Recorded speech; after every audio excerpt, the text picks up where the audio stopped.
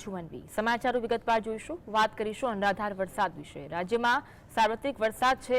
આજે સવારે 6 થી સાંજે 4 વાગ્યા સુધી 89 તાલુકામાં વરસાદ નોંધાયો છે। ક્યાં કેટલો વરસાદ વરસ્યો તેના પર નજર કરીએ। નવસારીના ખેરગામમાં સૌથી વધુ 5.5 ઇંચ વરસાદ વરસ્યો છે, તો વલસાડના કપરાડામાં 4 ઇંચથી વધુ વરસાદ વરસ્યો।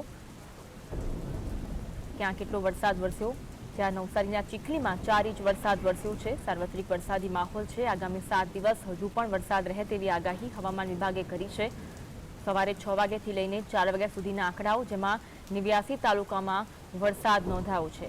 સૌથી વધુ વરસાદ નવસારીમાં જોવા મળ્યો। નવસારીના ખેરગામમાં 5.5 ઇંચ વરસાદ વરસતા લોકોની મુશ્કેલીમાં પણ વધારો થયો હતો, જ્યારે વલસાડના કપરાડામાં 4 ઇંચથી વધુ વરસાદ વરસ્યો, જેના કારણે ઠેર ઠેર પાણી ભરાયેલા દ્રશ્યો જોવા મળ્યા છે।